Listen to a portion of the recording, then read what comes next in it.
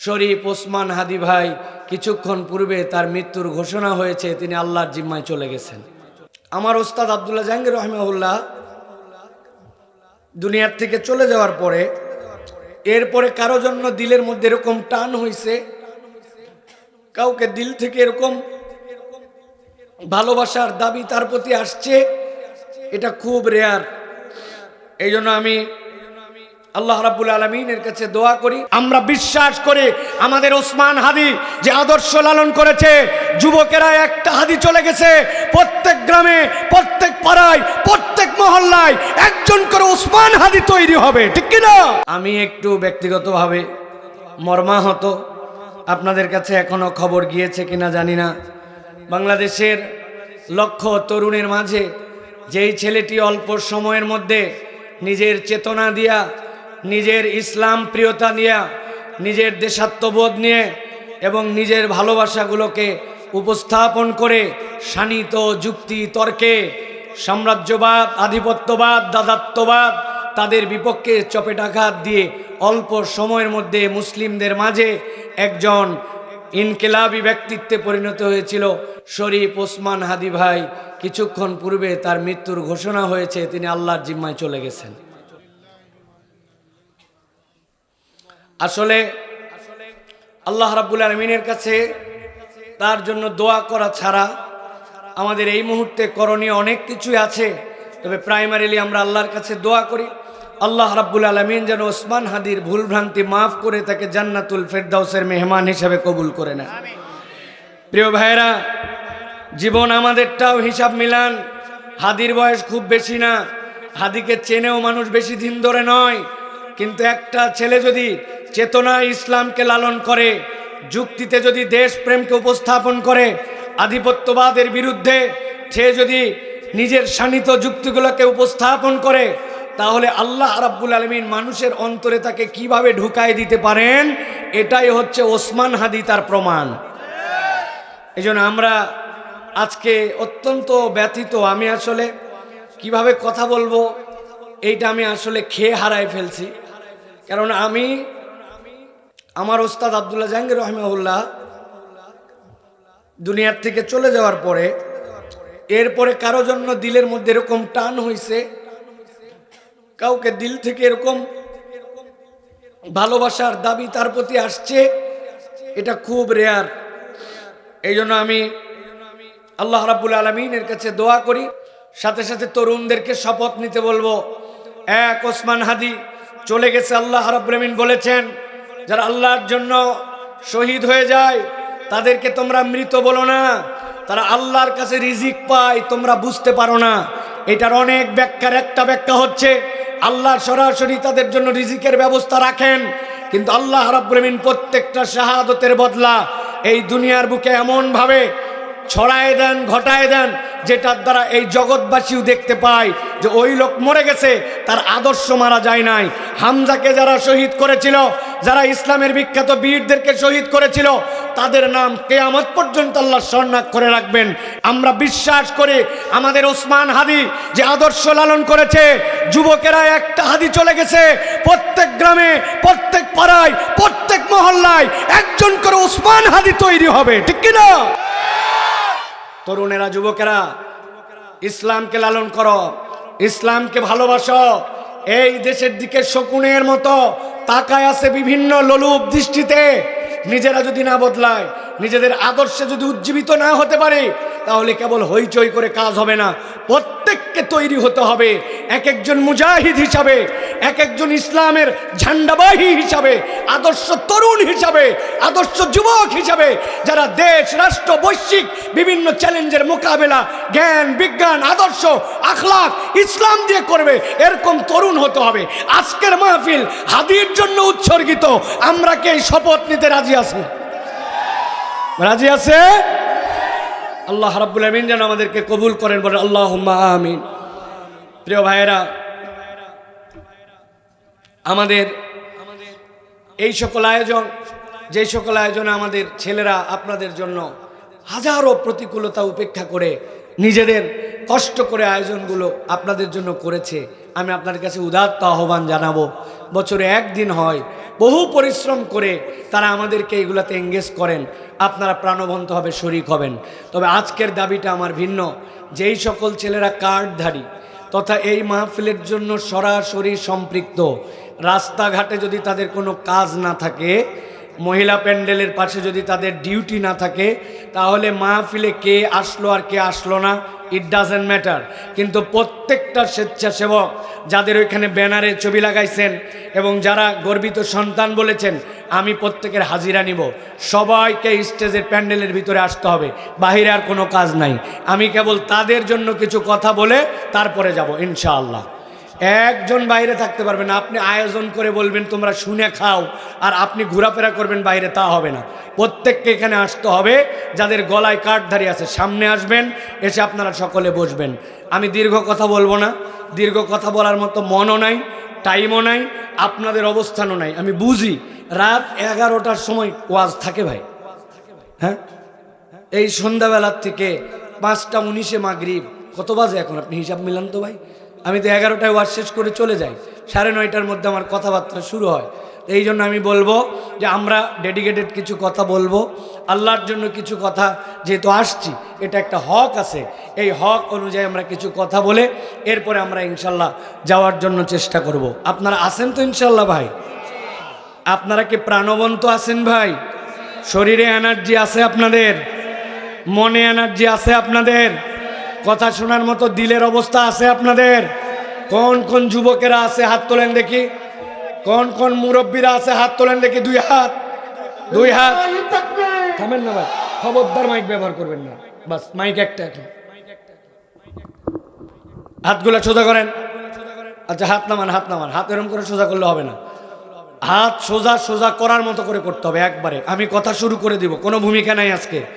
একদম হাত টান টান করে 2টা সোজা করেন। হ্যাঁ, এবার একটু ডানে বামে তাকায় দেখেন কারা কারা হাত তুলতে পারে নাই।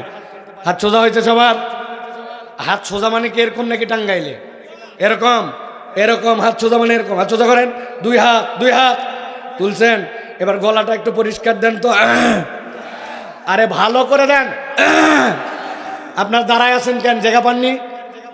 সামনে আসেন, আপনারা সামনে আসেন, আমার সামনে বসেন। বাবারা সামনে চলে আসেন। আছেন? জায়গা না থাকলে আমি স্টেজে নিব আপনাকে, এই পাশে বসে ওয়াজ শুনতে হবে। আমার পাশে আসেন, এই জায়গা ফাঁকা আছে, আসেন। হ্যাঁ, হাত সোজা করেন, টান করে তোলেন, টান করে। হ্যাঁ, গলা পরিষ্কার দিচ্ছেন। ওই যে মুরব্বী চাচা 2 জন দাঁড়ায় আছেন কেন? বাবারা সামনে আসেন। বাচ্চাদেরকে কেমনে শাসন করবেন, যে বস বলবেন কেমনে আপনি? সোজা করছেন হাত। এবার গলাটা আরেকবার পরিষ্কার দেন, ফাইনাল। এবার বুক বরাবর নেই, বরাবর। হ্যাঁ, এবার একটা আকাশ বাতাস মুখরিত করে শয়তান তাড়ানো একটা তাকবীর দেওয়া লাগবে। বাপ দাদার জন্মে এরকম জোরে দেন নাই, এরকম একটা তাকবীর দিতে হবে। পারবেন ইনশাল্লাহ? ফাঁকি মারবেন না তো? কারা কারা ফাঁকি মারবেন হাত তোলেন। হ্যাঁ, আলহামদুলিল্লাহ। ফাঁকি মারবেন না তো? দেখি কিরকম হিম্মত আছে। আজকে একটা পরীক্ষা হয়ে যাবে। রেডি সবাই? আমি বলবো লিল্লাহে তাকবীর, উপর দিকে হাত তুলে বলতে হবে আল্লাহু আকবার, ঠিক কিনা? এখানে বিয়ে করছেন কারা কারা হাত তোলেন তো ভাই? বিবাহিত? ওরে আল্লাহ, হাত নামান। এবার অবিবাহিত কারা? এই ছোট ছোট বাচ্চাও হাত তুলছে সুযোগ পেয়ে, এরা বিয়ের বয়স হয়েছে এদের। আহা, হাত তোলো, হাত তোলো। যারা বিয়ে করেন হাত তোলো। হ্যাঁ, এবার আপনারা চুপ করে থাকবেন। খালি অবিয়াত্তা যারা, আমরা একটা তাকবীর দিব আগে, ঠিক কিনা? আমার আবার অবিয়াত্তা ভাইব না, আমার 4টা মেয়ে। আমার হাত তোলো, হাত তোলো। অবিয়া অবিয়া অবিয়া আলারা, হ্যাঁ, যাদের বিয়ে হয় নাই। আপনারা মুরব্বীরা চুপ থাকেন, তোমরা একটা তাকবীর দাও, লিল্লাহে তাকবীর। হাত নামান। এবার যারা বিয়ে করছেন তারা একটা তাকবীর দেন, লিল্লাহে তাকবীর। এবার যাদের বয়স 50-এর উপরে হাত তোলেন তো। কাদের বয়স 50+? আমিও হাত তুলছি, মানে আমার 50 হয়নি, কিন্তু আবার বুড়া বানায় ফেলেন না। 50-এর উপরে হাত তোলেন। 50-এর উপরে চাচা, আপনার 50 হয়নি? ওরে আল্লাহ, হাত তোলে না তো মুরব্বী? হাত তুলছেন। এবার আপনারা তাকবীর দিবেন শুধু, দেখি 50-এর উপরে লিল্লাহে তাকবীর। বোঝে নাই, আরেকবার দেই। 50-এর উপর লিল্লাহে তাকবীর। এবার 50-এর নিচে যারা, লিল্লাহে তাকবীর। এবার হাতটা বুকে একসাথে সবাই মিলে বুকে ধরেন, লিল্লাহে তাকবীর বলে হাত উপর দিকে ছুড়ে। এখনো দাঁড়ায় আছেন? অনুরোধ দিচ্ছি ভিতরে চলে আসেন। আমি দাঁড়ানো মানুষ একটাও দেখবো না, বসতে হবে আপনাকে। স্টেজ ফাঁকা, আপনার স্টেজে নিয়ে আসবো আমি। রেডি হন, বুক বরাবর ধরছেন, আমি বলবো লিল্লাহে তাকবীর, হাত উপর দিকে ছুড়ে দিয়ে বলতে হবে আল্লাহু আকবার। রেডি সবাই? রেডি? দেখি কিরকম শব্দ করতে পারে টাঙ্গাইলের মানুষেরা। লিল্লাহে তাকবীর, লিল্লাহে তাকবীর, আল কোরআনের আলো, আল হাদিসের আলো, তোমার নেতা আমার নেতা, তোমার নেতা আমার নেতা, আলেম ওলামা যেখানে, আল্লাহর আইন যেখানে, কোরআন সুন্নাহ যেখানে, গান বাজনা যেখানে, হারাম অন্যায় যেখানে, বেয়াদবি যেখানে, লিল্লাহে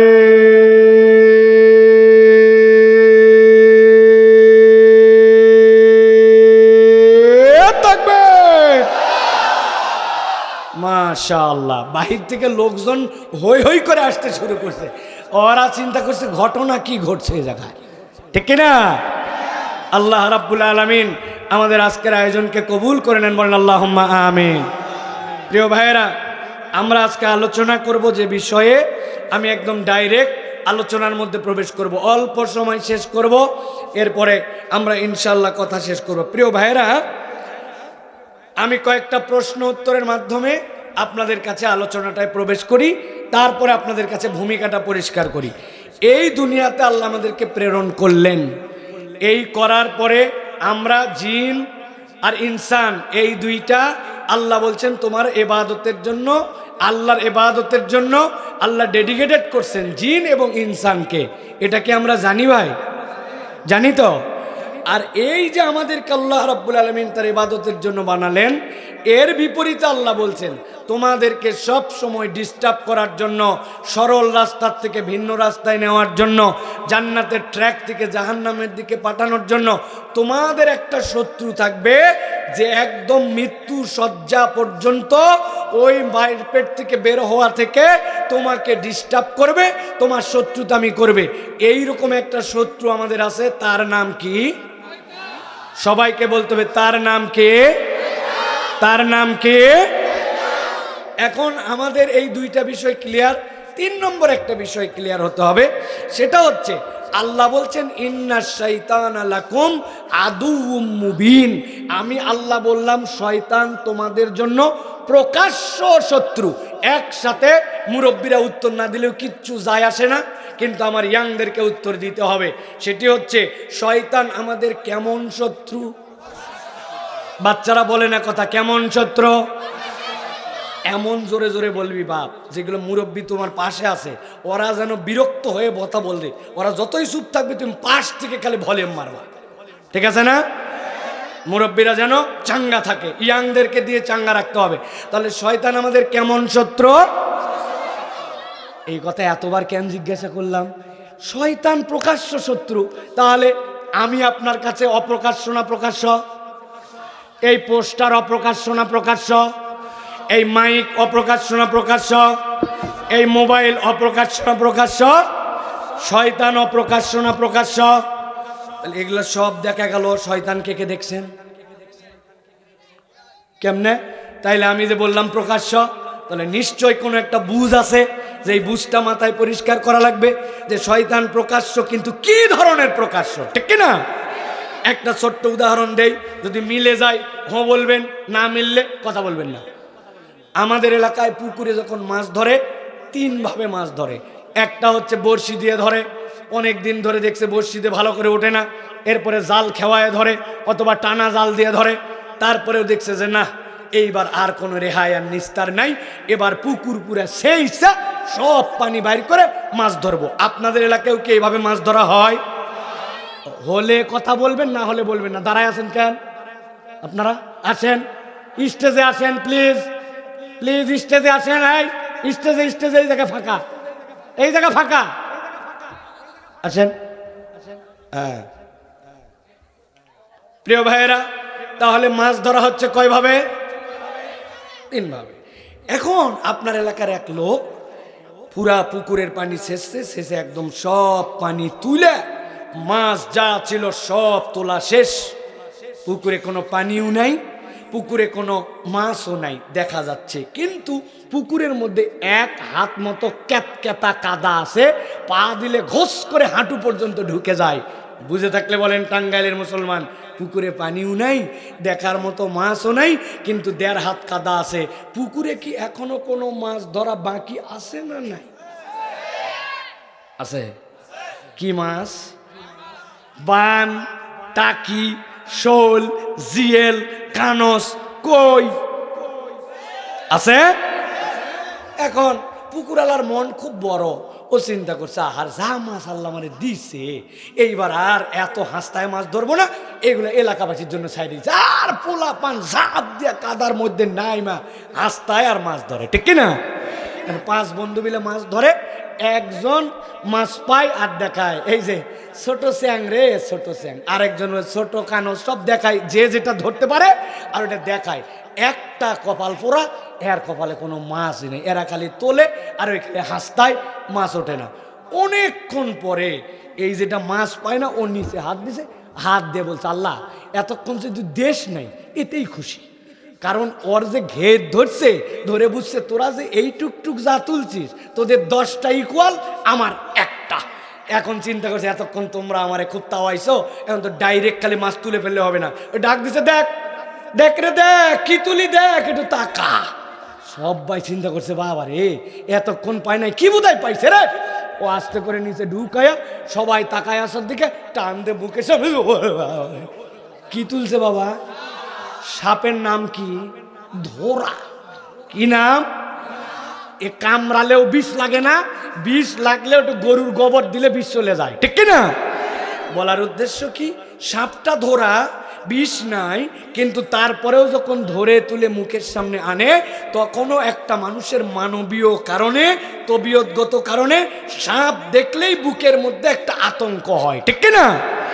আল্লাহ বলছেন শয়তানকে ডাইরেক্ট চর্মচক্ষু তো হয়তো দেখো না, কিন্তু শয়তানের যে খুতুয়াত আছে, ফুট স্টেপ আছে, শয়তানের যে পদাঙ্ক আছে, আমি আল্লাহ তোমাদের কাছে কোরআন হাদিস স্পষ্ট জানালাম। ইমানদার মাত্র ধরনটা এরকম হবে, ছোট হোক বড় হোক মাঝারি হোক জানা হোক অজানা হোক, শয়তানি কাজ মানে মুসলমান সেখান থেকে বেঁচে থাকবে।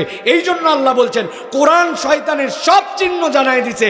এই জন্য শয়তানকে অবয়বে না দেখলেও শয়তানি জানার কারণে, শয়তান আমাদের প্রকাশ্য শত্রু। কেমন শত্রু? আলোচনার ভূমিকা শেষ, এবার মূল কথা। এই যে শয়তান, যেই শয়তান আমাদেরকে ধোঁকা দেয়, জান্নাত থেকে জাহান্নামে নেয়, আমাদের দুর্বলতা হচ্ছে এই শয়তান কিভাবে ধোঁকা দেয়, কয়টা স্টেপে ধোঁকা দেয় এইটা আমরা জানি না। আমরা যদি শয়তানের ঘাঁটি চিনে ফেলতাম তাহলে আমাদের জন্য বাঁচাটা সহজ।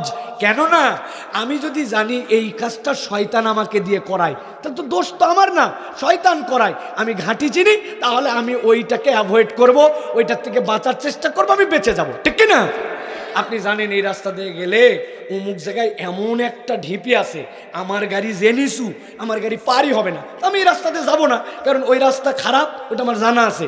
এই দিক দিয়ে ভিতর দিয়ে করটিয়ার ওদিক দিয়ে গেলে ওই জায়গাটা ফাঁকা, ওখানে ডাকাতি হয়, পুলিশের চেক নাই। বাবা আরও রাস্তা তো মেন রোডে উঠার আছে, আমি ওই দিক দিয়ে যাবো না, কেননা ওটা ডাকাতির পয়েন্ট। এই জন্য আমি এটা জানি জন্য অ্যাভয়েড করি। না জানলে বিপদ, জানলে মানুষ তখন তার মূল্যায়ন করে, ঠিক কিনা? আন্দাজে ঠিক বলছেন। একটা উদাহরণ দেই তাহলে ক্লিয়ার হবে। আমার হাতে একটা ঘড়ি আছে, যেই ঘড়িটা আমার অভ্যাস, যখনই অজু করি তখনই খুলে অজু করি, আর ঘড়ি নিতে মনে থাকে না। যারা চেনে যে এটা সাইফুল্লাহ ভাই খুলে থুয়ে গেছে, তারা এনে ঘড়ি দিয়ে বলে হুজুর এই যে আপনার ঘড়িটা দেখছিলেন, থুয়ে গেছিলেন মসজিদে, আমি না দেখলে ঘড়ি হারাসলেন এখনই। আমি ওকে বলি ধন্যবাদ ভাই, তুমি দিলে জন্য ঘড়িটা পাইলাম। আর মনে মনে কি ভাবি জানেন ভাই, যেই ঘড়িটা ওই দিন ওই দিছে, ওই ঘড়ির দাম 270 টাকা, যদি হারায় কত? কথা বললেন না তো? 270। পেছন থেকে কারা যুবকেরা আসা, দাম কত ঘড়ি? হ্যাঁ জোরে বলো। হ্যাঁ, তাহলে 270 টাকার জন্য আমি অত পাইছি, ঠিক আছে, হারালেও অত টেনশন। আর একটা লোক টাঙ্গাইলের একটা হোয়াইট গোল্ডে আংটি বানাইছে, আংটির উপর একটা 50,000 টাকা দামের ডায়মন্ড লাগাইছে। ভাবই আলাদা, আংটি চকচক করে। ওইটা পরে একদিন গেছে হাটে বাজার করার জন্য। আল্লাহর কি কাম, বাজারে যাওয়া মাত্র এক লোক দেখে খালি ওর আংটির দিকে তাকায় আছে। ও তো টেনশনে পড়ছে, কিরে এত টাকা দামের আংটি, চোরি না ডাকাতি নাকি, এত দিক বাদ দিয়ে খেলে আমার আংটি দেখে কেন? আসল ঘটনা ভিন্ন। যেই লোক ওর আংটির দিকে তাকায় আছে ওর চোখ ঠিক নাই। আমাদের এলাকায় দুই মণি দুই দিকে গেলে ওকে বলে লক্ষ্মী টেরা। আপনাদের এলাকায় আছে ভাই? তাকায় আছে এদিক দেখে এদিক, আছে না? তাকায় আছে এদিক কিন্তু দেখে এদিক। আসলে এই লোক লক্ষ্মী টেরা, ও তাকায় আছে এদিক কিন্তু আংটিওয়ালা মনে করছে আমার আংটি দেখে। ও টেনশনের মধ্যে পড়ে আস্তে করে আংটি খুলে পকেটের মধ্যে রেখে দিছে। বাবা ঝুট ঝামেলার মধ্যে নাই। আংটির হারালে নিয়ে গেলে বড় বিপদ, কারণ আংটির দাম 270 টাকা। কত? তা কথা না ভুল ধরবেন আপনারা, কত? হ্যাঁ, তার মানে দাম জানলে মূল্য দেয়, জায়গা চিনলে মানুষ সাবধান হয়। আজকে আমার আলোচ্য বিষয়, শয়তান আমাদেরকে একভাবে ধোঁকা দেয় না। শয়তানের ধোঁকা দেওয়ার তরিকা হচ্ছে 6টা। কেউ যদি শয়তানের এই 6টা ধাপ বুঝে ফেলে তাহলে তার জীবনে শয়তান আর ধোঁকা দিতে পারবে না। ধোঁকায় পড়লেও ও বুঝবে আমি এখন শয়তানের ধোঁকায় আছি। ইমাম ইবনুল কাইয়িম রাহিমাহুল্লাহ এর ব্যাখ্যা করেছেন যে শয়তান আমাদেরকে 6 ভাবে ধোঁকা দেয়। ইমানদার চিনে ফেললে শয়তান পরাজিত হয়ে যায়। একসাথে বলেন এবার আজকের আলোচ্য বিষয়টা, শয়তান আমাদেরকে ধোঁকা দেয় কয় ভাবে? সবাই বলে নাই, কয় ভাবে? ডান হাতের 5 আঙ্গুল, বাম হাতের 1 আঙ্গুল, 2 হাত রেডি। আমি বলবো কয় ভাবে, 2 হাত তুলে দেখাতে হবে 6 ভাবে। একসাথে, আগে না? শয়তান আমাদেরকে ধোঁকা দেয় কয় ভাবে? সব হাত ওঠে নাই, আরেকবার হাত সুযোগ দিলাম, হাত নামান। শয়তান ধোঁকা দেয় কয় ভাবে? শেষ সুযোগ দিলাম। ওই চাচা হাত তোলে নাই, হাঁটু এরকম করে ধরে বসে আছে। ওই যে চাচা পান খাচ্ছে, হাতের মধ্যে ইয়ে আছে, চুনের বোটা আছে, এই জন্য হাত তুলতে পারে নাই। চাচা দেখে ফেলাইছি কিন্তু আপনারে। হ্যাঁ, একসাথে সবাই হাত তোলেন। শয়তান আমাদেরকে ধোঁকা দেয় কয় ভাবে? কয় ভাবে? মাশাআল্লাহ। এটা কেন করলাম? গত বছর মাহফিল হয়েছে না এই জায়গায়? গত বছর প্রধান আলোচক কি বিষয়ে কথা বলে গেছিল, কার কার সাবজেক্টিভ মনে আছে? জিজ্ঞাসা করলে বলবো ও হুজুর ওগুলো তো স্টেজেই রেখে গেছি আমরা, ঠিক কিনা? মনে নাই? খেয়াল করেন, ভুলে গেছেন?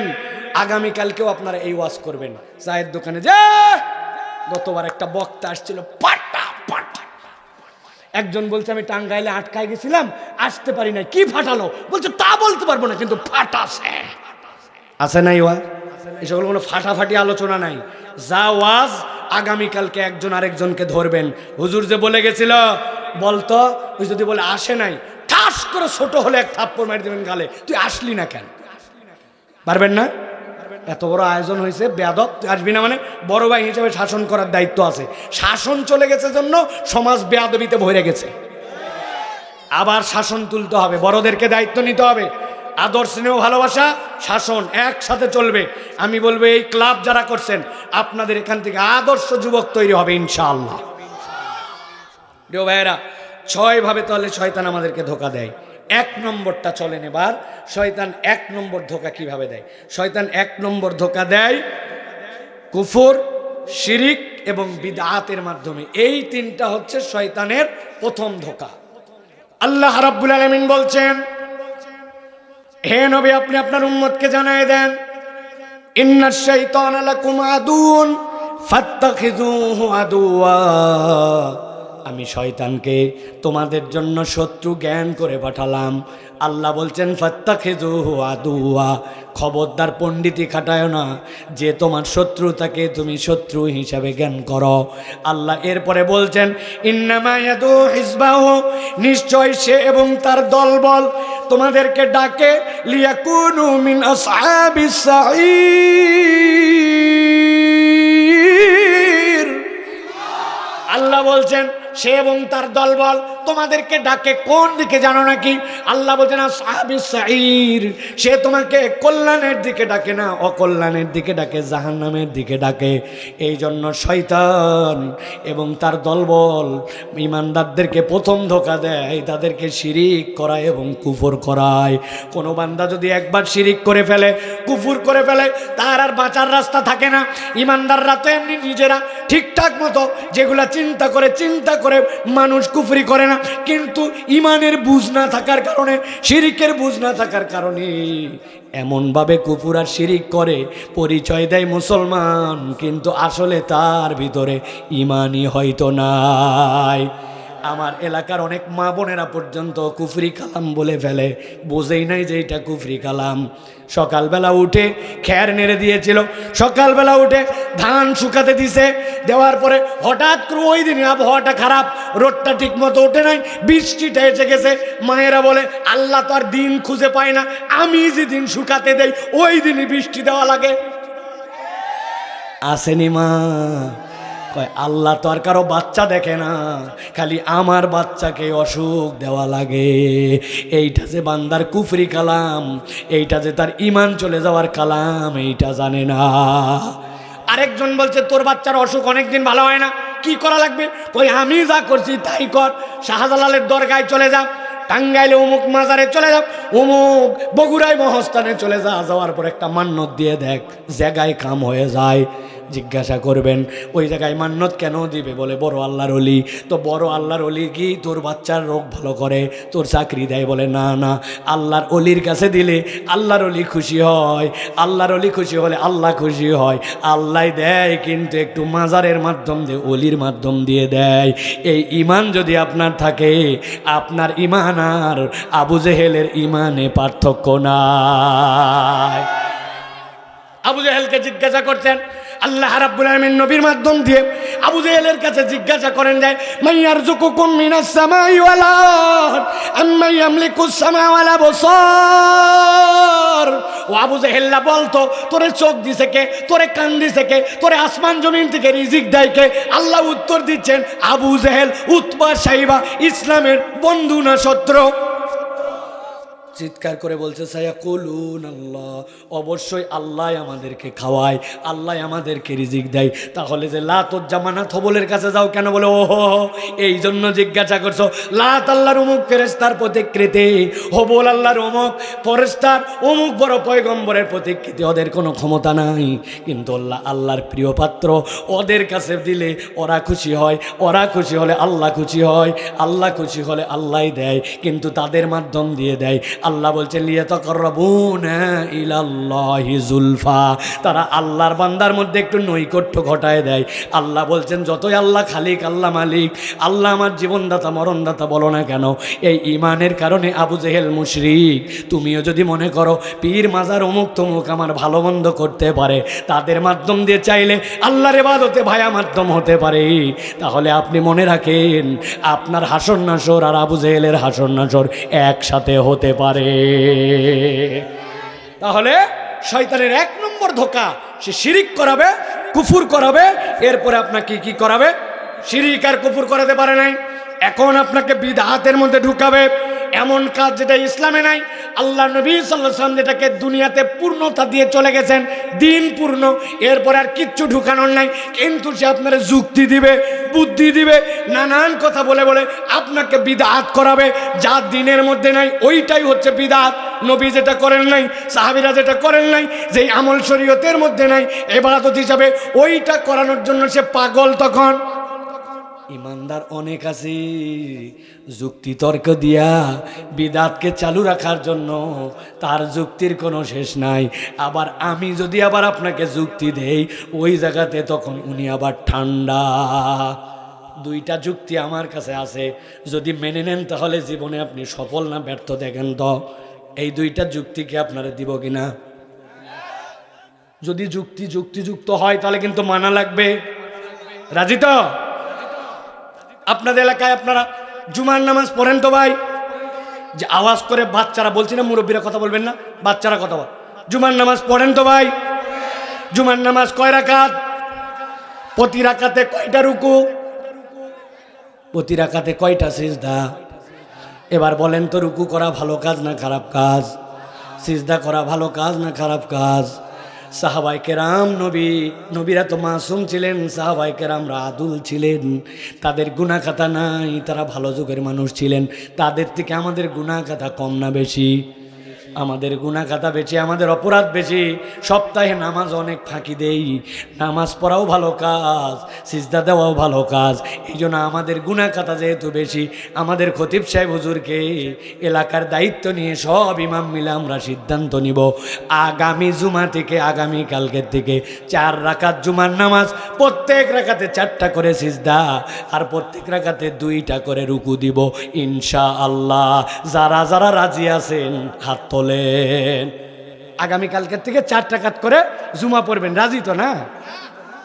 রাজি আছে 2 জন। আপনারা 4 রাকাত জুমা পড়বেন, প্রত্যেক রাকাতে 2টা করে পরিবর্তে 4টা সিজদা দিবেন। কেন? ভালো যুক্তি দিলাম, মানবেন না কেন? হুজুর আলগা আলাপ বাদ দেন, নবীজি সাল্লাল্লাহু আলাইহি ওয়াসাল্লাম যা করছে তার বাইরে আপনার বাপের ক্ষমতা নাই করার, ঠিক না? আচ্ছা বাদ দিলাম, এটা আরেকটা যুক্তি দেই। আপনার এলাকায় ঈদের নামাজ পড়েন, ঈদের নামাজে আজান দেন তো?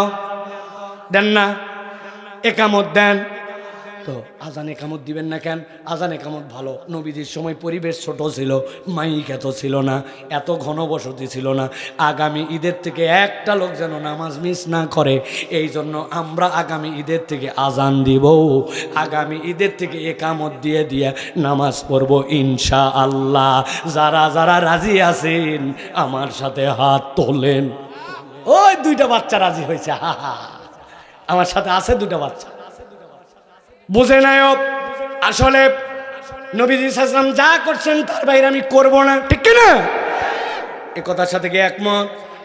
যারা এই কথায় একমত তারাই এমন এমন বেদাত দলিল দিয়ে করে, আপনি অবাক হবেন। তখন তাদের মাথার মধ্যে মনে হয় শয়তান প্রস্রাব করে দেয়। আসলেও কথা সত্য, শয়তান টার্গেট করছে রে জাহান্নামে যাওয়া লাগবে। এখন শিরিক করতে পারে না, কুফর করতে পারে না, এখন বেদাতে তাকে ঢুকাবে। আপনার এলাকায় আছে কিনা একটু মিলান। ইমাম সাহেব সালাম ফিরাইছে, আসসালামু আলাইকুম রাহমাতুল্লাহ, আসসালামু আলাইকুম রাহমাতুল্লাহ, আল্লাহুম্মা আমিন। আসেনি ভাই, কি ব্যাপার? নবী তার 23 বছরের জিন্দেগিতে কোনোদিন এই কাজ মুসল্লিদেরকে নিয়ে করলেন না। নবীজি নিজে নিজে দোয়া দরুদ পড়লেন, নবীজি আজকারগুলো আদায় করলেন, এরপরে নবীজি পার্সোনালি দোয়া করলেন। আর আপনি এটাকে রসমের ওয়াজ বানাই দিয়েছেন। ডান নাই, বাম নাই, সকাল নাই, দুপুর নাই, আপনি কি পড়তেছেন তাও জানা নাই, কিন্তু হাত তুলে মুখের মধ্যে ঘোষায় লাগবে। এটা নবীর জীবনে, পুরা জীবনে নাই। আপনি ইবাদত বানাই ফেলছেন। কালকে সকালে যদি ইমাম সাহেব বলে ওয়াজ শুনছি আমরা, অতএব আমরা নামাজের পরে আজকার পরে পার্সোনালি দোয়া করব, সম্মিলিত মোনাজাত বাদ দিলাম, সাথে সাথে মুসল্লি বলবে চাকরি আমাদের টাকায় করেন, আমাদের আগের ইমাম আর আলেম ওলামা কিছু বোঝে নাই নাকি? আপনি আপনার রাস্তা মাপেন, নতুন ইমাম নিয়োগ দিব। আছে কিনা?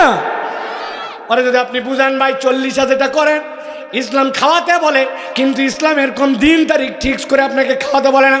কয় হুজুররা সব নতুন নতুন ফতোয়া মারে, এক এক হুজুর এক এক রকম, এই কথা বলে উনি বেদাতকে চালু রাখতে চায়। এরকম মুসলমান আছে কি নাই? আপনাকে বুঝতে হবে, এটা তো আপনি আপনার ইচ্ছাই করেন না, এটা শয়তানের প্রথম ঘাঁটি। ও তো টার্গেট করছে, কোনো না কোনো একটা বিধাত আপনাকে দিয়ে করানো লাগবে, না করালে তো আপনারে জাহান্নামে নিতে পারবে না।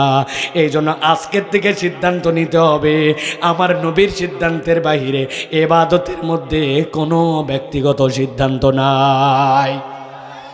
কয় যেই মানুষ দুনিয়াতে সবচেয়ে দামি মানুষ, সাধারণ মানুষের যদি জন্মদিন হয়, নবীর জন্মদিন পালন করলে সমস্যা কোথায়? ঈদে মিলাদুন নবী আছে না? এরা কত বড় বেয়াদব জানেন? আবু বকর রাদিয়াল্লাহু তাআলা আনহু, যিনি আল্লাহ নবীর সাথে ওই গুহার মধ্যে ছিলেন। ইদ হুমা ফিল গর ইদ ইয়াকুলু লিসাহিবিহি লা তাহজান ইন্নাল্লাহা মানা, যার ব্যাপারে আয়াত অবতীর্ণ হয়েছে। আবু বকর রাদিয়াল্লাহু তাআলা থেকে বড় বন্ধু আল্লাহর নবীর কেউ ছিল না। ওমরে ফারুক, ওসমানে গনি, আলী রাদিয়াল্লাহু তাআলা তারা আল্লাহর নবীকে মহব্বত করে ঈদে মিলাদুন্নবী বুঝলো না। আর তুমি নিয়ে আসছো জশ্নে জুলুসে ঈদে মিলাদুন্নবী, ওইটা তোমার মাথার মধ্যে ঢুকলো আর সাহাবীদের মাথায় ঢুকলো না। বেয়াদব নম্বর কত। আসল ঘটনা হচ্ছে শয়তান ওদেরকে উস্কায়, এইটা কর এইটা কর। কেননা শয়তানের প্রথম ঘাঁটি হচ্ছে শিরিক, কুফর আর বিদআত। এটার মধ্যে ঢুকাতে পারলে তাকে জাহান্নামের রাস্তায় নেওয়া যাবে, ঠিক না? তাহলে শয়তানের এক নম্বর ঘাঁটি আপনাকে মনে রাখতে হবে যে শয়তান আমাকে সব সময় শিরিক, কুফর আর বিদআত করাতে যাবে। শিরিক, কুফর, বিদআত যেখানে ইমানদার নাই, ইমানদার নাই, যুক্তি তর্ক দিয়ে ইসলাম হবে না। ইবাদত যুক্তি তর্ক দিয়ে হবে? যদি হতো তাহলে বসে কোরআন শরীফ পড়া হারাম হয়ে যেত। বলবেন এ কি কথা ভাই, নামাজের মধ্যে আপনি সিজদায় কি কোরআন তেলাওয়াত করেন না? রুকুতে করেন না? মাঝের বৈঠকে করেন না? শেষ বৈঠকে না? কোরআন তেলাওয়াত করেন কোন সময়? দাঁড়ায়া দাঁড়ায়া সূরা ফাতিহা আর কোরআন তেলাওয়াত। তাহলে এখন যদি কেউ যুক্তি দিয়ে বলে নামাজের মতো শ্রেষ্ঠ ইবাদতে দাঁড়ায় দাঁড়ায় কোরআন পড়তে হয়, ব্যাককল হেফজখানায় তুই বসে কোরআন শরীফ পড়িস, মসজিদে বসে কোরআন শরীফ পড়িস, বসে কোরআন শরীফ পড়া না জায়েজ। যুক্তি ঠিক আছে না? কিন্তু এই যুক্তির কি দাম আছে? নবীজি শুয়ে পড়ছে, বসে পড়ছে, আয়েশা রাদিয়াল্লাহু মাথায় দিয়ে পড়ছে, তুমি কোত্থেকে নামাজে দাঁড়ায় পড়া ওই উসুল সব জায়গায় লাগাই দিছো। শয়তান খালি আপনার ইবাদতে যুক্তি ঢুকায়া কাম খাম করতে চাবে। এই জন্য শয়তানের ফাঁদ থেকে বাঁচার জন্য কোন যুক্তি তত্ত্ব, বাপ দাদা পীর মুরিদ আউলিয়া কিচ্ছু চিনি না। সুন্নতে মুহাম্মদ সাল্লাল্লাহু আলাইহি ওয়াসাল্লাম ওটাই মুক্তির পথ, ঠিক কি না? অনেক বুঝ দিবে আপনারে, নানান কথাবার্তা বলবে, কিন্তু দেখবেন হ্যাঁ হ্যাঁ হুজুররা বলে কথা খুব ভালো বলছে, কিন্তু আমল পরিবর্তন করবে না। আছে না? খবরদার। এক নম্বর তাহলে মনে রাখেন এইটা। চলেন এবার 2 নম্বরে যাই। 2 নম্বরে শয়তান যখন দেখে এই বান্দাকে দিয়া শিরিক, বিদআত, কুফর করানো যায় না, শয়তান তখন ওই বান্দাকে দিয়া বড় গুনাহ করানোর চেষ্টা করে, গুনাহ কাবীরা। আল্লাহ রাব্বুল আমিন বলছেন ইন তাজতানিবু কাবাইরা মা তুনহাউনা আনহু নুকাফির আনকুম সাইয়্যাতিকুম ওয়া নুদখিলাকুম মুদখালান কারীমা। ও আমার বান্দা, শয়তান তো তোরে বড় গুনাহ করাতে চায়, কিন্তু আমি আল্লাহ তোরে বললাম ইনতাজিতানিবু কাবাইরা মা তুনহাউনা। আল্লাহ যত কবিরা গুনাহ রেখেছেন এইগুলার থেকে একবার যদি বান্দা তুই মুখ ফিরাই নেস, না আমি কবিরা গুনাহ করি না, নুকাফিরানকুম। আল্লাহ বলছেন ওই যে তুমি যেরকম ভাবে কোনো শস্যের বীজ মাটির নিচে দিয়ে ঢাকায় দাও, উপর থেকে মানুষ বোঝে না নিচে বীজ আছে, অঙ্কুরিত হবে। আল্লাহ বলছেন নুকাফির আনকুম সাইয়্যাতিকুম, আমি আল্লাহ আমার বিশেষ দয়ায় তোর বাকি গুনাহগুলাকে ঢাকায় দিব।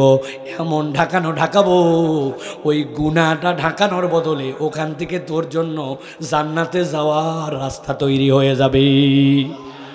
এই জন্য কখনো আমাদের গুনাহ কবিরা করা যাবে না।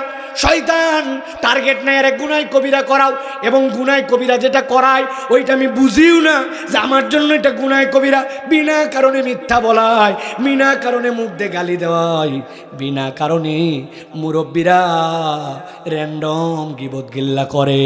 2টা মহিলা এক জায়গায় হলেই 3য় মহিলার নামে কথা বলে, মিথ্যা কথা নয় সত্য কথাই তার বিপক্ষে বলে আর বলে আর বলে। এই জন্য গুনাহ কবিরা যে চিনে না তার জীবনটা ধ্বংস হয়ে যায়।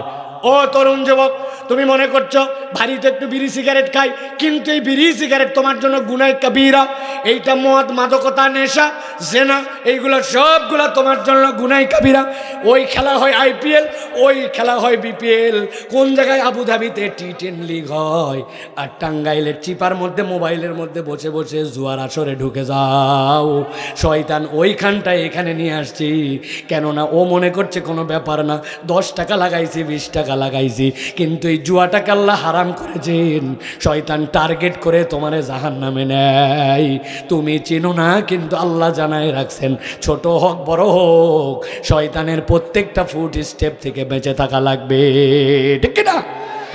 ইয়াং মানুষ বুঝাইছ রে ভাই, বিয়ে শাদীর আগে একটু পরিচয় থাকলে সুবিধা হয়। শয়তান ওর মাথার মধ্যে বুঝতে হয়েছে যে হারাম সম্পর্কে তারা ঢুকাইছে। এরকম আছে কিনা? আল্লাহ বলতেছেন, খবরদার খবরদার, আমি আল্লাহ তোমাকে গুনাহ কাবিরা যেইগুলা বলে দিয়েছি এখান থেকে তুমি বেঁচে থাকো। একবার যদি তুমি এখান থেকে বেঁচে থাকো, আল্লাহ রাব্বুল আলামিন তোমার বাকি গুনাহগুলা ক্ষমা করে দিবেন। আমি ফোকাস করব 3টা গুনার দিকে, জাস্ট 3টা গুনাহ। মুখের 3টা গুনাহ আছে। শপথ করেন আজকের মাহফিল থেকে যে আমরা এই গুনাহ কাবিরা থেকে, এই বাচ্চারাই ওখানে কথা বলতেছো কেন? এইদিকে দেখাও, আমি তোমাদের জন্য কথা বলতেছি। আদো বলা হও বাপ, আদো বলা হও। মানুষজন তোমাদেরকে ভয়ে অনেক কিছু বলে না, কিন্তু পেছনে তোমাদেরকে বেয়াদব বলে। তুমি জানো না? তোমার হাঁটা চলা দেখলে, তোমার প্যান্ট পরা দেখলে, তোমার চুলের কাট দেখলে অসভ্য বলে, কিন্তু বলতে পারে না। বলে কি ঝামেলা করবে? কারণ তুমি যে চুলের কাটটা দিছো, যেরকম প্যান্ট পরে চলতেছ, ওটা সভ্য মানুষের বাচ্চা কাচ্চা ওটা নিতে পারে না, কিন্তু মানুষজন বলতে পারে না এইটা। ভদ্র হও, তকদির খুলে যাবে। আর ভদ্র না হলে বহুত পথ বাকি আছে, বহুত পথ এখনো বাকি আছে। 8-এ পড়ো, 9-এ পড়ো, ইন্টারমিডিয়েটে পড়ো, কত জীবন পড়ে আছে। চাকরি বাকরি, সংসার, ব্যবসা বাণিজ্য, নিজেদের অবস্থান, বিদেশ যাওয়া, পরিবারে বরকত, বাপ মাকে দেখভাল করা, নিজের বাড়ি ঘর করা, নিজের একটা সুন্দর ক্যারিয়ার করা, বহুত কিছু বাকি আছে।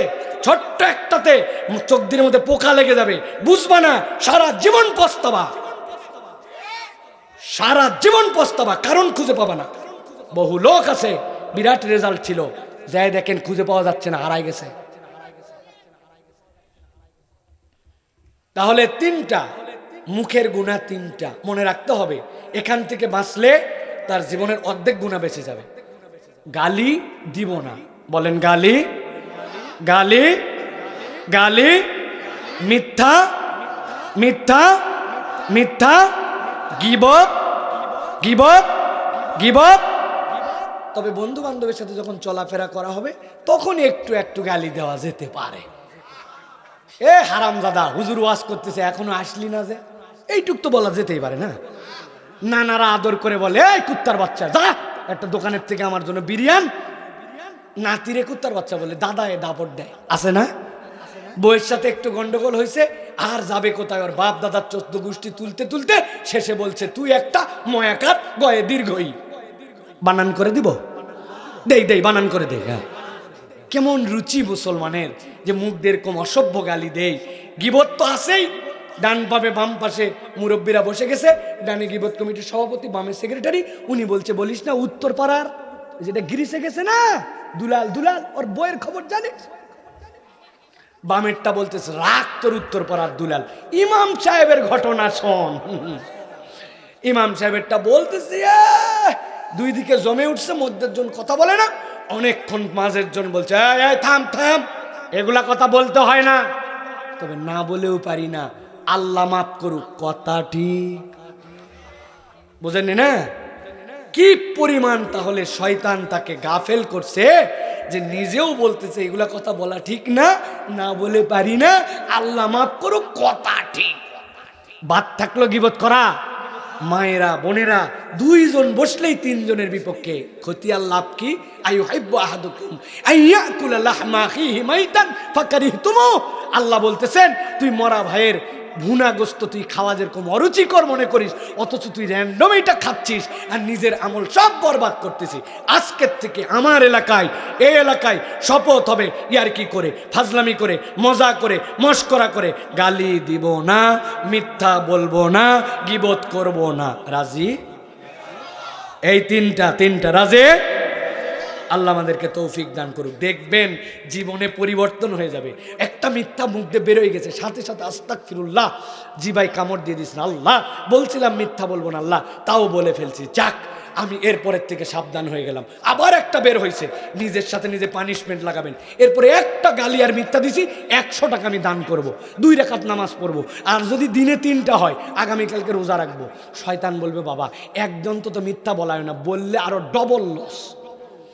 দানও করে, 2 রাকাত নামাজও পড়ে, আবার রোজা রেখে দিছে। শয়তান নিজেই বলবে এর থেকে সরো বাবা সরো, ও যতবারে সত্য কথা বলে ঝামেলা বাড়ায় না, ও খালি আমল বাড়ায় যাচ্ছে, ঠিক না? এক বন্ধু আরেক বন্ধুকে বলছে আজকে একটা সত্য কথা তোর কাছে বলি, বলছে বল। আজকে 60টা মিথ্যা কথা বলা লাগছে। চিন্তা করছেন ওর কি সত্যের পাওয়ার? একটা সত্য কথা তোকে বলি, আজকে সারাদিনে 60টা মিথ্যা কথা বলা লাগছে রে। কি সব পাওয়ার, কি ক্রেডিট! খবরদার, নো মোর লাই, নো মোর লাই। আজকের থেকে আমরা শপথ নিলাম, রাজি ইনশাআল্লাহ? তাহলে আমরা কবিরা গুনার থেকে বেঁচে থাকবো। দাড়ি যারা কাটেন আজকের থেকে শপথ নেন আর না। এটা শয়তান আপনাকে প্ররোচিত করছে, আপনার দোষ নাই ভাই। আমি জানি আপনার একদম গালে হাত দিয়ে আমি চুমু দিয়ে বলতেছি আপনার দোষ নাই। শয়তান বুঝাইছে চুলকায়, এখনো বয়স হয়নি, লোকে কি বলবে, আনস্মার্ট লাগে। বউ আবার বলছে লাইক করি না, তোমার মুখের দাড়ি আমি লাইক করি না। হাই রে কপাল! এটা তো আপনার দোষ না, দোষ শয়তানের। ও বুঝাইছে, অথচ আল্লাহ বলছেন তোমাদের নবীকে আমি লাকাদ কানা লাকুম ফি রাসূলিল্লাহি উসওয়াতুন হাসানা, আল্লাহ বলছেন তার থেকে সুন্দর নমুনাই নাই। তা আপনি যখন বলবেন দাড়ি রাখলে আমাকে আনস্মার্ট লাগে, আপনি তো নবীকে তখন আনস্মার্ট বানাই ফেলছেন। ইমান চলে যাবে, তো ইমান চলে যাবে। তাহলে আপনার ইমান যেখানে প্রশ্নের সম্মুখীন, তার মানে শয়তানের ধোঁকা। আল্লাহ আজকে আমি ঠিক করে ফেললাম, বদল করে ফেলবো। ঢাকায় নাকি কোন টিচার কোন ছাত্রকে বলছিল, ওই ছাত্রর 2 দিকে এরকম ফাঁকা, মধ্যে কেবল ফুকু। অনেক ছাগল এরকম আছে না, দেখছেন আপনি? রাম ছাগলের দাড়ি হয়, তো বলছে তো দেখলে তো ছাগল ছাগল লাগে। ওই ছেলে বলছে you are absolutely right sir, যা বলছেন তাই বলছে রে, তোরে আমি টিস করার জন্য বললাম আর তুই বলিস অ্যাবসলিউটলি রাইট। বলছে স্যার মিথ্যা কি বলেন, আমি নিজেও দেখছি কত ছাগল এরকম দাঁড়িয়ে হয়, আমার তো আয়নাতে দেখি একই রকম লাগে, ওই জন্য আপনি যা বলছেন ঠিকই তো। ঝামেলায় পড়ে গেছে স্যার। খানিকক্ষণ পরে বলছে স্যার আমি যা তাই, তবে আপনি সাহস দিলে আপনাকে একটা কথা বলবো। বল বল বল, কি বাবা বল। বলছে স্যার আমার তো এরকম দেখতে, এই জন্য আমাকে ছাগল ছাগল লাগে, তবে আল্লাহর কিরা করে বলতেছি স্যার, আপনার চেহারার দিকে যতবার তাকাই আপনাকে দেখলে আমার কুত্তা কুত্তা লাগে। কুত্তার মুখে দাড়ি হয়? হয়। আপনি কেন কেন কবে পরিবর্তন হবে? কি সমস্যা আপনার বলেন? সমস্যা একটাই, শয়তানের এটা দ্বিতীয় ধাপ। ও আপনারে দিয়ে এইটা করায়া অন্তত কবরে যাওয়ার পরে যখন বলবে মা হাজার রাজুলুল্লাযী বুইসা ফি কবরিক, দেখো চিনতে পারো কিনা এটা তোমার নবী, দেখতে তোমার চেহারার সাথে মিল আছে না, মিল নাই, বাঁচবেন বাঁচবেন। তাহলে কোন সাহসে আপনি মুখের মধ্যে খুর লাগান? কোন সাহসে মুখের মধ্যে দাড়ি লাগান? আপনি মুখের মধ্যে আপনার দাড়ি নাই। আজকে আল্লাহ শয়তানের ঘাঁটি চিনে ফেলছি, আজকের থেকে আমার শেষ দিন, আজকের থেকে নতুন দিন। রাজি আছেন ইনশাআল্লাহ?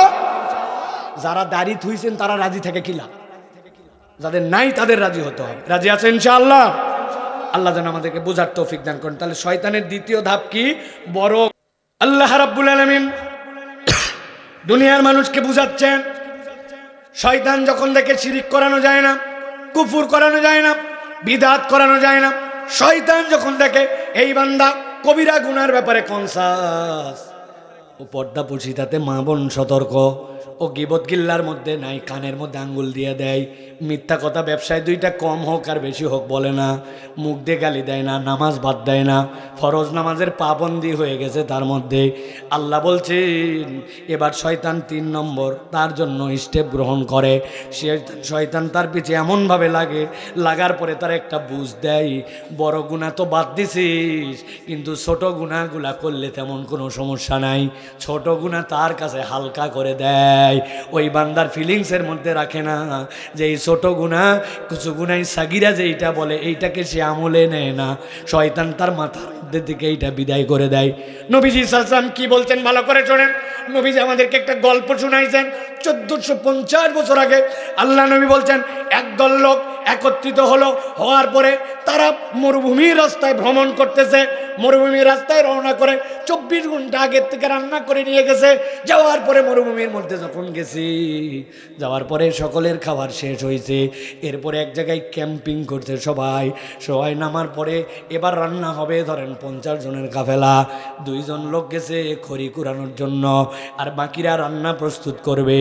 এখন 2 জন লোক যে যতই খড়ি নিয়ে আসুক, নিয়ে আসার পরেই ওই 2 জনের আনা খড়িতে 50 জনের রান্না কিন্তু সম্ভব নয়। সিদ্ধান্ত হয়েছে যে সকলে মিলে একটা নির্দিষ্ট সময় পর্যন্ত সবাই মিলে বেরিয়ে যাব। যাওয়ার পরে প্রথম কাজ সবাই মিলে খড়ি সংগ্রহ করে নিয়ে আসবো। এখন 50 যখন বেরোইছে, কেউ একটা ডাল পাইছে, কেউ 3টা, কেউ 10টা, কিন্তু 50 জন যখন নির্দিষ্ট সময় পরে আনছে, আনার পরে এমন স্তূপ হয়েছে ওইটা দিয়ে রান্না বান্না দিয়ে সব কিছু জ্বালায় পোড়ায় শেষ করে দেওয়া যাবে। সবগুলা জড়ো হয়ে গেছে। আল্লাহ নবী বলছেন, আমার উম্মত তুমি মনে করতেছো এইটা গুনাহ সগীরা, তেমন কোনো বিষয় না, ছোট গুনাহ। এইটা একটু হয়েই যায়, এইটা একটু বাদ না দিলেও বাঁচা যায়। নবী বলছেন হাসরের দিনে আসার পরে তোমার ওই পুরা লাইফের গুনাহ সগীরা ছোট ছোট গুনাহগুলো এমনভাবে জড়ো হয়ে যাবে, তোমার পুরা আমল নামাকে জ্বালায় পুরায় ধ্বংস করে দিতে পারে।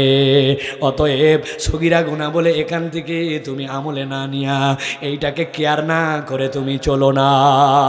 আল্লাহ কোরআনে অনেক আয়াত দিয়েছেন। আল্লাহ কোরআনুল কারীমের সূরা নূরে বলছেন, ইসতালাক্কাউনাহু বিআলসিনাতিকুম ওয়া তাকুলুনা বিআফওয়াহিকুম মা লাইসা লাকুম বিহি ইলম ওয়া তাহসাবুনাহু হায়িনা ওয়া হুয়া ইনদাল্লাহি আযীম। আল্লাহ বলছেন তোমরা তোমাদের মুখ দিয়ে এমন কতগুলা কথা বলো, মনে করো হাইনা, আরে এটা ব্যাপার না, মানুষ এইগুলা মুখ দিয়ে বলেই থাকে।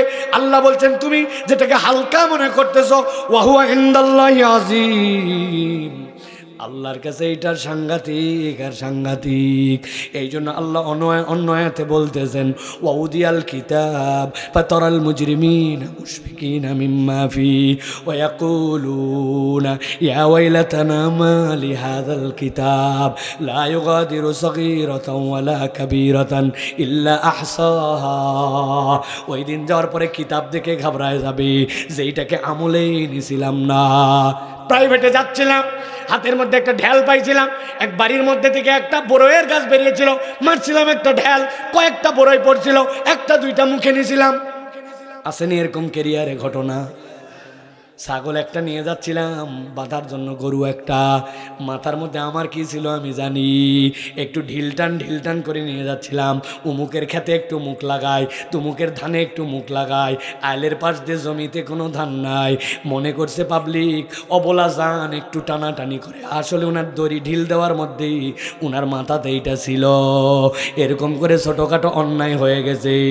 আল্লাহ বলছেন ওই দিন যাওয়ার পরে দেখবে লা ইউগাদিরু সগীরাতান ওয়ালা কাবীরাতান ইল্লা আহসাহা, সবগুলা আমল নামায় আমার দেখায় দিছে। এই জন্য শয়তান মাথার মধ্যে ঢুকায় ছোট গুনাহ কর, এইটা তো কবিরা গুনাহ নয়। ইমানদারের টার্গেট হবে আমার শয়তান ধোকায় ফেলে যেন কোনো ছোট গুনাহ না করাতে পারে, ঠিক কি না? মসজিদে আপনি ঢুকছেন, আপনি একটু পরে আসছেন, আসার পরে আপনার পায়ের তলা ভিজা, আপনি মসজিদে ঢুকতেছেন, 10 জোড়া জুতা পাড়ায় চলে গেছেন, কার জুতা পাড়ালেন, কার জুতা ভিজালেন, কোনো খবর নাই, মনে করছেন এইটা আবার গুনাহ নাকি। ওজুখানায় কল ছেড়ে দিছেন, মসজিদের টাকায় তোলা পানি, আপনি ইচ্ছা মতো কুলি করতেছেন, গড়গড়া করতেছেন। ওই পানি বদনা নিয়ে যদি অজু করতেন 1 লিটারে অজু কমপ্লিট, আর কল ছেড়ে দিয়ে 7 লিটার পার হয়ে গেছে, হুঁশ নাই, চিন্তা করছেন এইটা আবার কোনো গুনাহ নাকি। অজু করার পরে জুতাটা ভিজা মসজিদের ভিতরে নিয়ে যাচ্ছেন, 1-2 ফোঁটা পানি পড়েই যায়, কি করবো এরকম মনে করছেন এটা গুনাহ অপরাধ, কিন্তু ছোট হয়েই থাকে। এইরকম ছোট খাটো টোটা পাটা ডানে বামে থাকাতে হাসরের দিনে যায় বিপদ হয়ে যাবে। শয়তানও টার্গেটে রাখছে, ওরে যেমনি হোক এইগুলার মধ্যে কেয়ার নিও না।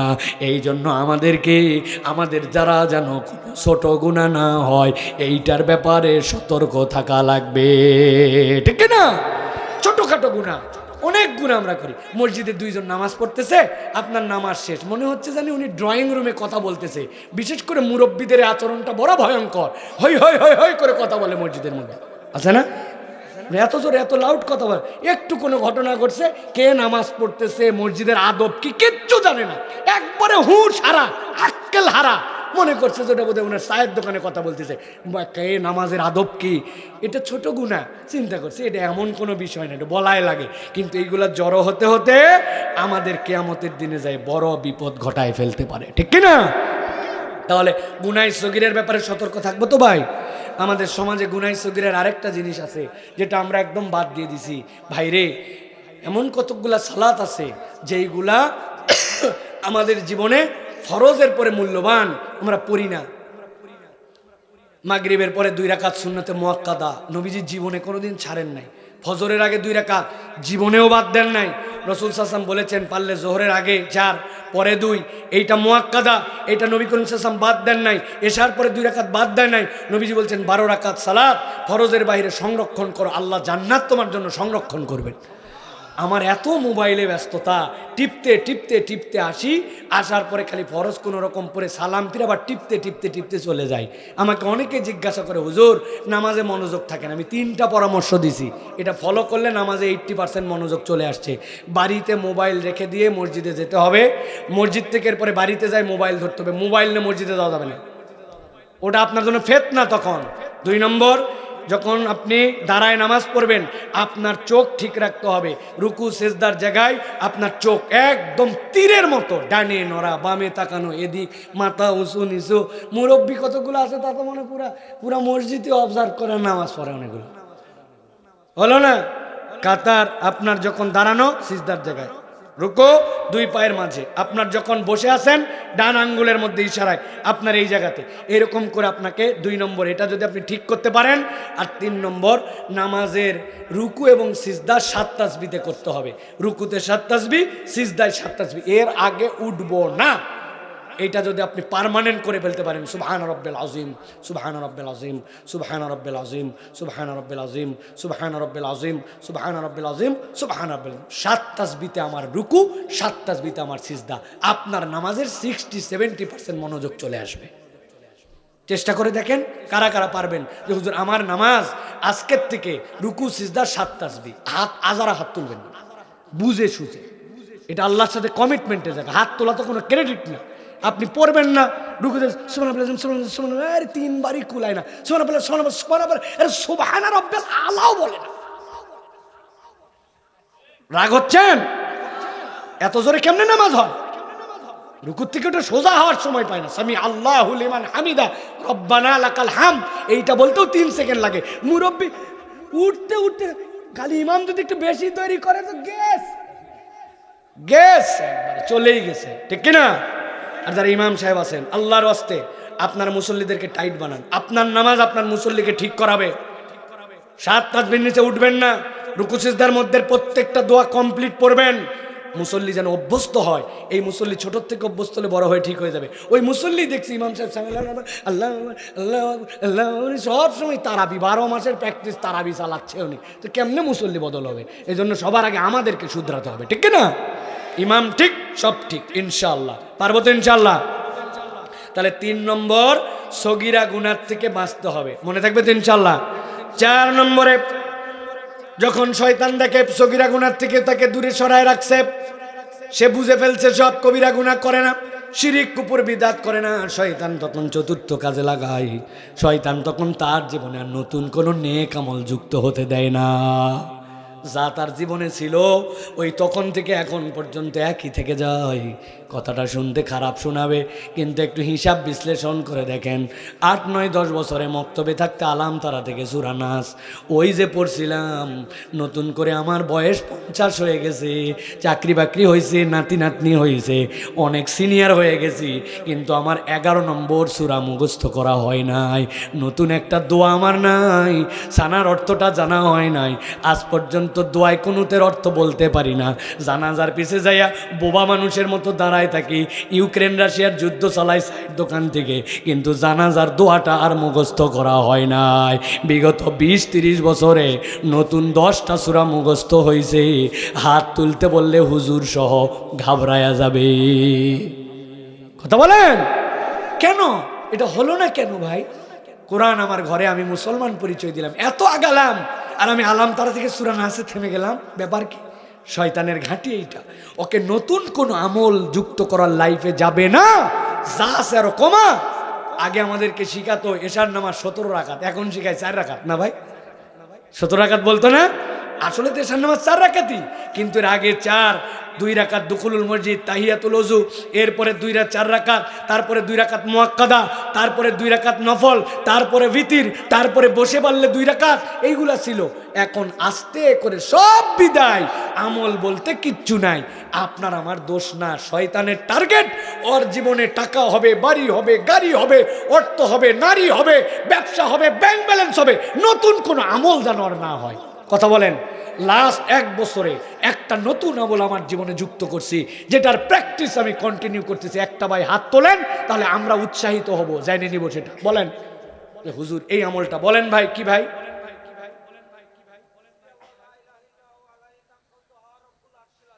এটা কোন সময় পড়েন? মাশাআল্লাহ, বলেন আল্লাহু আকবার। একটা তরুণ পাইছি যে একটা আমল বাদ দেয় না। হাসবি আল্লাহু লা ইলাহা ইল্লাহু আলাইহি তাওয়াক্কালতু ওয়া হুয়া রাব্বুল আরশিল আযীম। সুবহানাল্লাহ বলেন। আল্লাহ তুমি এই বাচ্চাকে কবুল করো। বলেন আপনি কি করেন নতুন আমল? মাশাআল্লাহ, আল্লাহু আকবার বলবেন না?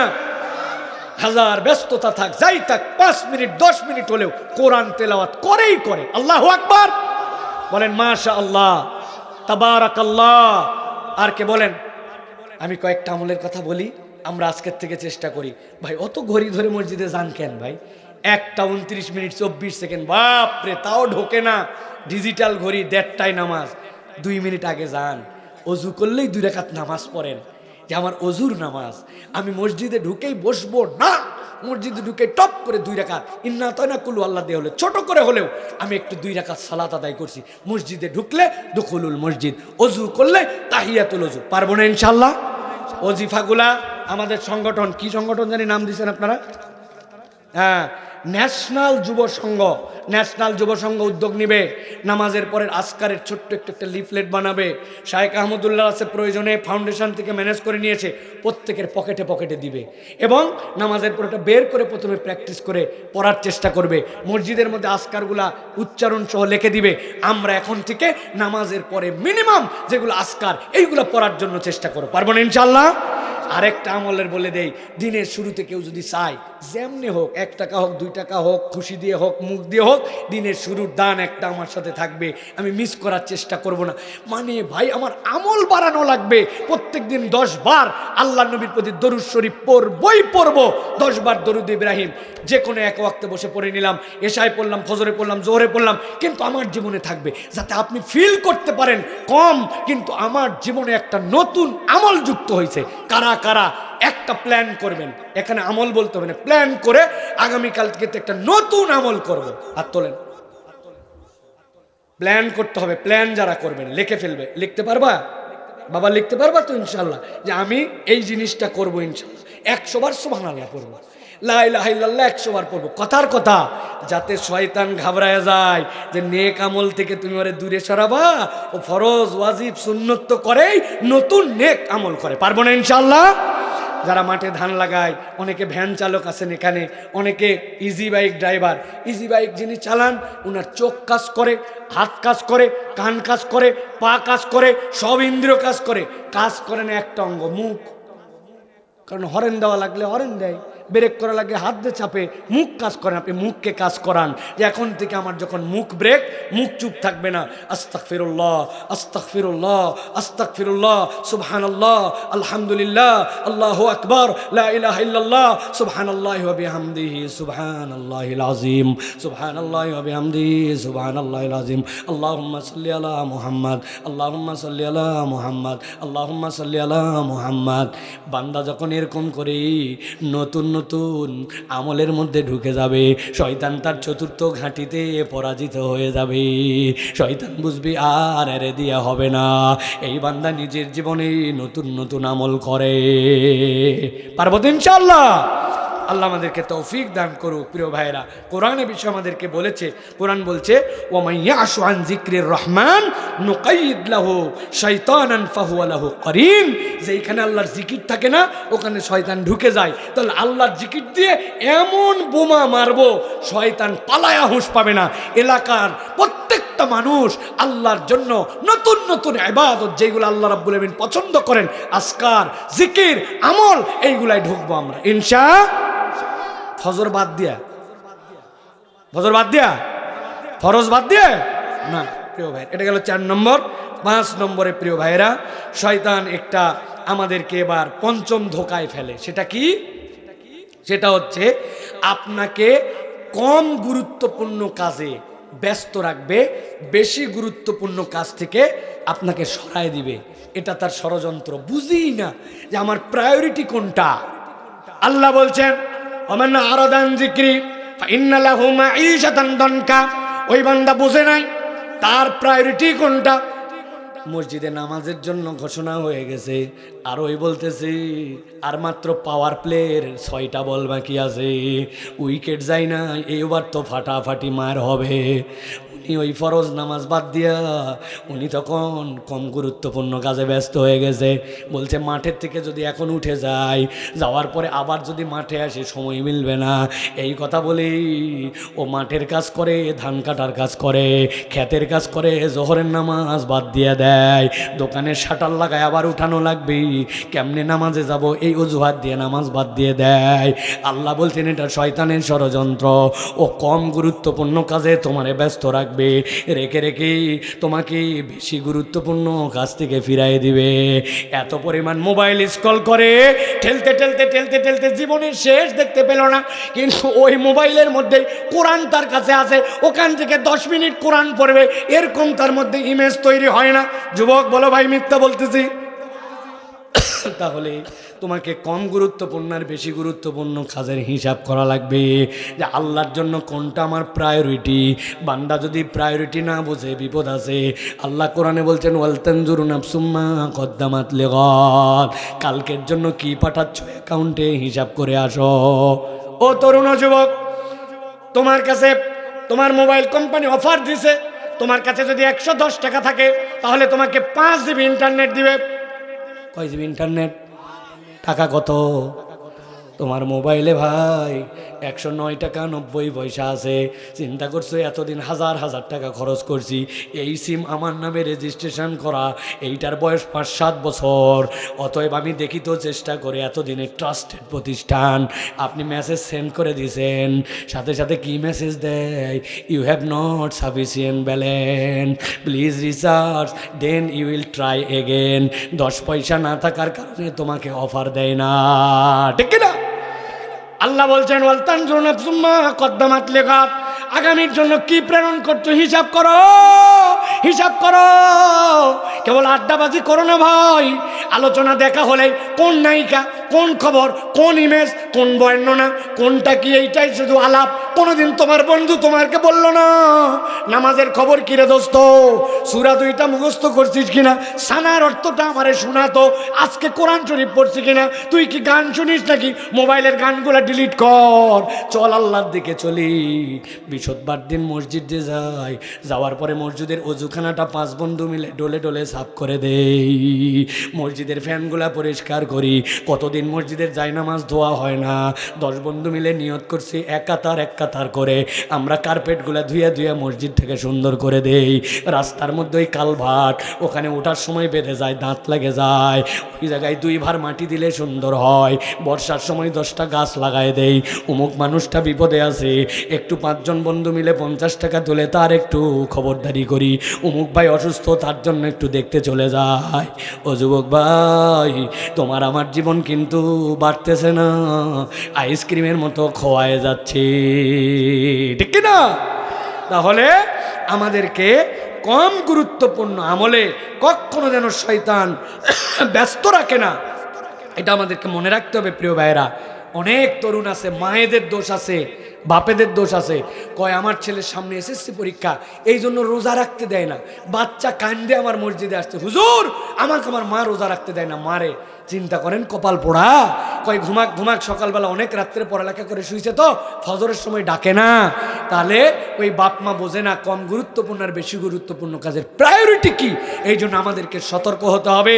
নামাজ, রোজা, হজ, যাকাত ফার্স্ট প্রায়োরিটি, আল্লাহর হুকুম ফার্স্ট প্রায়োরিটি। অতএব এটাকে আমাদের মনোযোগের জায়গায় আনতে হবে। পারবো তো ইনশাআল্লাহ? এটার যে গাফলতি ছিল কি জন্য? শয়তান ধোকায় রাখছিল।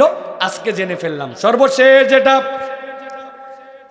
ভয়ঙ্কর অপরাধ, ওই বান্দা কম গুরুত্বপূর্ণ বেশি গুরুত্বপূর্ণ বোঝে, নেক আমল করে, শিরিক বিদআতের সাথে সম্পর্ক নাই, গুনাহ কবিরা থেকে দূরে থাকার চেষ্টা করে, সবগুলাই আছে, কিন্তু শয়তান এবার শেষ মরণ কামড় দিছে।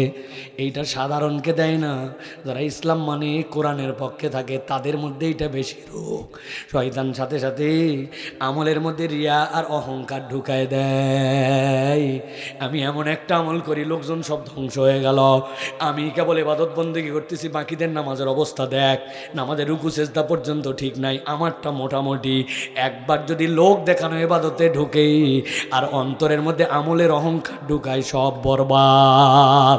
খবরদার, রিয়া লৌকিকতা করা যাবে না। মসজিদে নামাজ পড়লে কি সুন্দর ধীর স্থির, পার্সোনাল নামাজ পড়লে ছটফট করে, তার মানে মসজিদে কেউ কেউ দেখে, এই জন্য তার নামাজ এরকম, আর ঘরেরটা এরকম। আমাদের অনেকের এরকম দ্বিচারিতা আছে না নাই? অতএব খবরদার, রিয়া করা যাবে না, আমলের মধ্যে লৌকিকতা করা যাবে না, যে আমি লোক দেখানোর জন্য এটা করছি। মানে দান করার সময় কেউ না দেখলে ওনার ভিতরে ভাল লাগে না, বলে যে আমি বলতে চাই না আমার দুটা ছেলে ইংল্যান্ডে থাকে, আমি বলতে চাই না আমার একটা মেয়ে অস্ট্রেলিয়ায় থাকে। ব্যাককল তোর বলার বাদ থাকলো, কিন্তু সবই তো বলে ফেলছিস, বলা তো হয়ে গেল আপনার।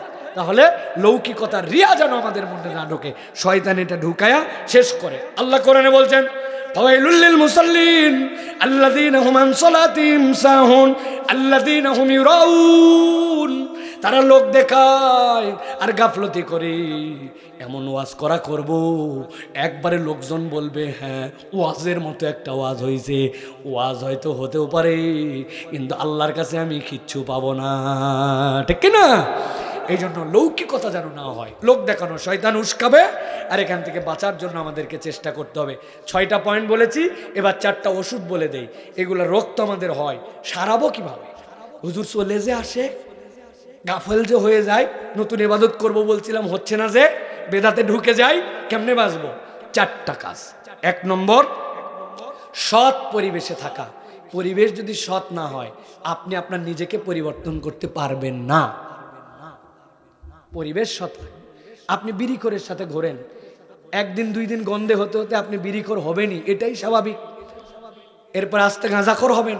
বেনামাজির সাথে ঘুরবেন, আপনি হয়তো 2 দিন 4 দিন তাকে অ্যাভয়েড করে নামাজে গেছেন, এমন একদিন সিচুয়েশন আসছে আপনি নামাজ বাদ দিয়ে দিয়েছেন, এটাই প্রমাণিত। অতএব পরিবেশ, সৎ পরিবেশ, এটা আপনার জন্য লাগবে। 2 নম্বর, নিয়মিত ইস্তেগফার। আল্লাহর কাছে আপনাকে নিয়মিত ইস্তেগফার করতে হবে। ইস্তেগফার কখনো বাদ দেওয়া যাবে না। আল্লাহর কাছে কায় মনোবাক্যে ইস্তেগফার ইস্তেগফার আর ইস্তেগফার করতে হবে। 3 নম্বরে, উপকারী জ্ঞান চাইতে হবে। আল্লাহর কাছে অনেক কিছু চাই, বাড়ি দে, গাড়ি দে, টাকা দে, পয়সা দে, কিন্তু জীবনে আল্লাহর কাছে, এখানে আমরা যারা বসে আছি অনেকে জানি না, আল্লাহর কাছে উপকারী জ্ঞান চাইতে হয়। নবীজি বলছেন, আল্লাহুম্মা ইন্নী আউযু বিকা মিন ইলমিন লা ইয়ানফা। আল্লাহ যে জ্ঞান দেয় না ওইটা আমাকে দিও না, আর যেটা আমার কল্যাণ দেয় ওই জ্ঞান দাও। আল্লাহর কাছে জ্ঞান চাইতে হবে। চাইবো ইনশাআল্লাহ? কি বলবো? আল্লাহুম্মা ইন্নী আউযু বিকা মিন ইলমিন লা ইয়ানফাউ। আল্লাহ যেই জ্ঞান উপকার দেয় না সেই জ্ঞান আমাকে দিও না, আর আল্লাহ যেই জ্ঞান আমাকে উপকার দেয়, বাংলায় বলবেন, ওই জ্ঞান দাও। বলেন একবার আল্লাহর কাছে, বলেন আল্লাহ উপকারী জ্ঞান আমাকে দাও। বলেন আল্লাহ আমাকে উপকারী জ্ঞান দাও। আল্লাহ যেই জ্ঞানে তোমাকে চিনতে পারি, শয়তানকে চিনতে পারি, ওই জ্ঞানটা আমাকে দাও আল্লাহ। আল্লাহ যদি এটা দিয়ে দেয়, তাহলে হাতে টর্চ লাইট দিয়ে দিছে, আপনার রাস্তা আপনার জন্য সহজ হবে। 4 নম্বর, নফস এবং শয়তানকে চিনা এবং তার ফাঁদ ভাঙা, যেটা আজকে আমরা আলোচনা করলাম, যে কি কি শয়তানের ফাঁদ, কেন আমার আমল হচ্ছে না, এইগুলা জেনে ফেলে আমাদেরকে এইটার স্টেপে যাওয়া। আল্লাহ যেন আমাদেরকে তৌফিক দান করেন। আল্লাহ আজকের আয়োজনে যা শুনলাম, সবার আগে আমাদেরকে আমল করার তৌফিক দান করেন। হাদা মা ইনদি ওয়াল ইলমু ইনদাল্লাহ। সুবহানাকাল্লাহুম্মা বিহামদিকা আশহাদু আল্লা ইলাহা ইল্লা আনতা আস্তাগফিরুকা ওয়া আতুবু ইলাইক।